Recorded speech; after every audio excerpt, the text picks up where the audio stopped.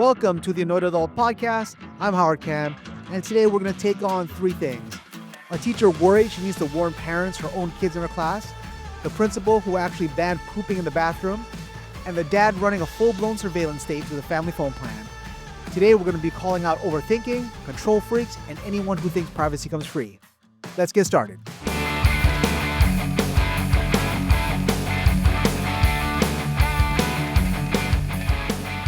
Our question is, should I let the other parents know that my child is going to be in the class?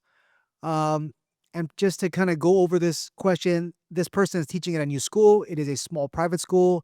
There's one class per grade. And then your child's going to be in your class. And your principal already knows and gave you the thumbs up, no problem. And now you're just sitting there stressing. And your question is, again, should I tell the other parents ahead of time or just let them figure it out? First off, why the hell is this even on your radar? What do you think is going to happen here? That the other parents are suddenly going to just rise up and then, vote you off the island? You already told me that your principal is fine with it. And that's the only person's approval who you actually need, unless the other parents sign your paycheck or run the school board with an iron fist, right? But who cares? And I'm going to take a wild guess here and say, your real worry is favoritism. You don't want, another parent in the front row whispering to the other moms, well, of course little Johnny got an A. His mom is a teacher. Okay, but guess what? They're probably going to think that anyway, right? People love to project their petty little insecurities onto other people's kids. But you know what fixes that? Being good at your damn job.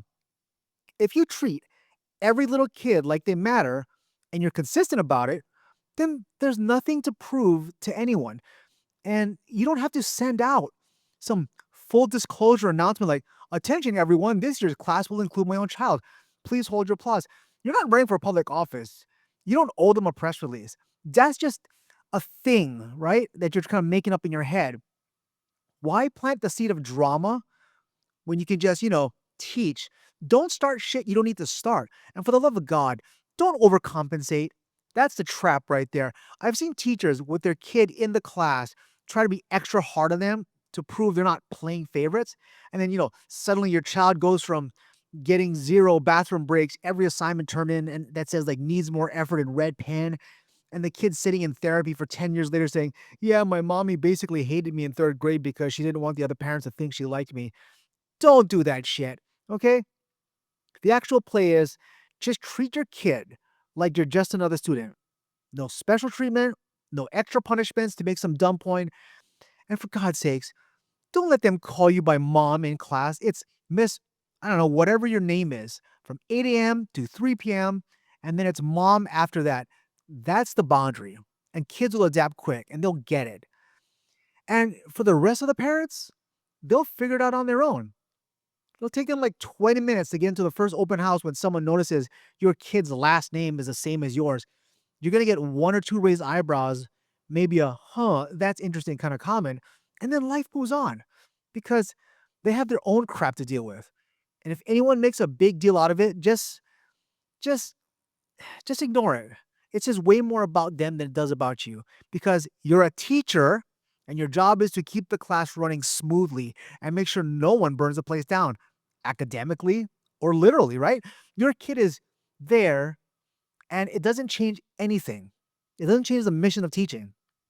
The only time you need to announce anything, if it's legally required, or if you're about to tell them something like, I don't know, you're moving to Tahiti mid-semester. So don't overthink it, okay? Go teach your damn class. Treat everyone the same. Let the parents discover it naturally, just like they stumbled onto some, big juicy secret, even though it's not. And then if anyone asks you about it, just shrug and say, yeah, my kid's in my class, works out just fine. What do you want to talk about? Curriculum or what? Right? That's it. No drama, no speeches. Just go and do your job and let everyone else get over themselves. Don't start flexing and making weird things just because your kid's in class, okay? Okay, good luck. Good luck with your school year.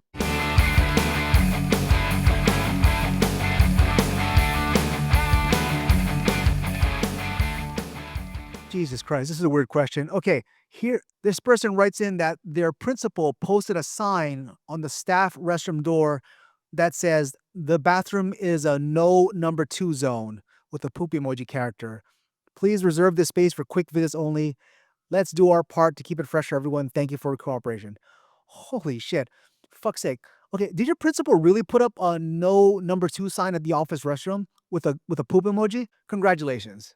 You work at a school led by an adult who apparently skipped the part of human development where we learn that bodies make waste, and sometimes in the form of a tinkle, and sometimes in the form of a full blown soul cleansing shitstorm, right? That's biology, not rebellion. And let me be clear, this isn't about someone dropping like a big, stinky tactical nuke of a dump every Tuesday like clockwork and then refusing the courtesy flush. This is about a fucking bathroom, a place literally invented for you to drop off your load guilt free. The toilet isn't optional furniture, it's not a decoration, right? It's not for show and tell, it's for shitting and pissing. It's for wiping your tears away because your district cut your prep time again. You don't hang a no pooping sign in a bathroom the same way you don't hang a no breathing sign on a hospital oxygen tank, right? That's nonsense. Oh God, let's break this down. Let's break this down. The sign, see, this sign tells me everything I need to know about your principal. This is the kind of administrator who thinks smells are offensive, but policies that overwork the staff and disrespect their time, nah, those are necessary, right? This is a person with a fragile sinus and a strong urge to control things they shouldn't be involved in. Someone who probably gets offended by microwave fish, but not by underfunded classrooms. I mean, let's be real. The only reason this sign exists is because someone took a dump that didn't smell like, I don't know, lavender essential oil. And now your highness, the principal, can't deal with that shit. And I mean that with all puns intended. Maybe they waddled in expecting to do their makeup or take an anxiety cry in the mirror and then like gasp because their room smelled like a human being had done what human beings do. Yeah, boo fucking who. Oh God, I get it, right? I get it. Nobody's cheering when a restroom smells like a decomposing bear. I understand that.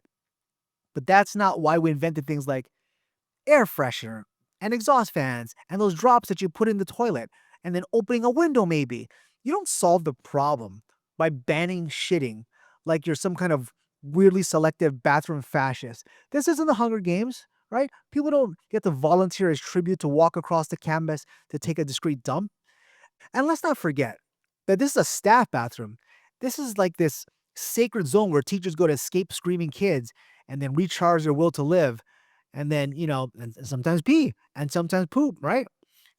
You don't police that space. You protect it and you worship it like a fucking shrine. If I have to teach 6 classes and then manage IEPs and deal with a kid who thinks farting on command is a personality and then walk into a football field of another bathroom because someone's nose is sensitive, look, I'm not angry. I'm in full on like pissed off riot mode. And that's some dystopian bullshit right there. I did not go into teaching to be denied the right to take a shit in my own damn bathroom. And you know what? Let me talk to the person who posted a sign. If you can find your principal, make them listen to this podcast and then fast forward to this moment. All right? You wrote, and this is for them. This is for them. You wrote, let's all do our part to keep it fresh. What does that even mean? Are we supposed to only pee and just like will our bowels into submission like we're Buddhist monks of intestinal discipline? Or do we sneak down to like the student bathrooms where some freshman has grafted balls on the stall door and hope for the best? And don't get me started on that stupid poop emoji. Like, it's all fun and giggles. Oh, look at an emoji. It's all good now. No, no, no. That little shit is your badge of shame.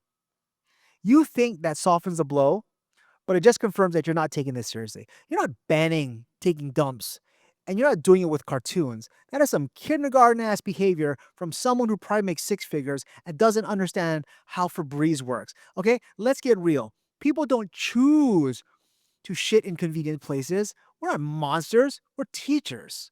We are already holding our pee for hours and then we skip lunch and we survive on fumes of expired coffee and then we have trauma bonding.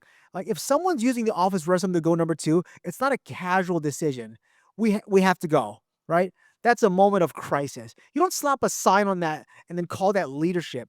Just, spray some air freshener, give some emotional support, right? And then bottom line, let's come back, right? Your principal's not protecting freshness. They're just airing out their own control issues. And maybe they're projecting because their life is constipated, emotionally and otherwise. And who knows?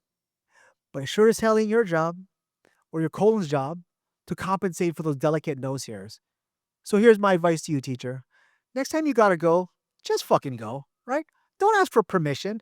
Don't let some decorative, stupid ass door sign guilt you into holding it until your kidneys revolt, right? Go ahead, lock the door, drop it off, spray it, and then like walk out with your head held high. Because there are a lot of shitty things about being a teacher right now, but your shit, that's allowed.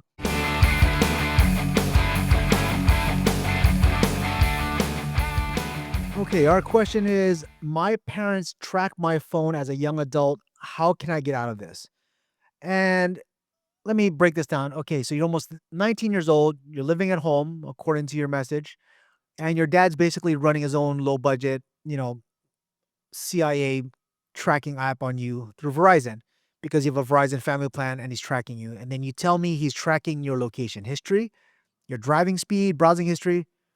I mean, this dude's like one step away from installing a GPS tracker in your shoes, right?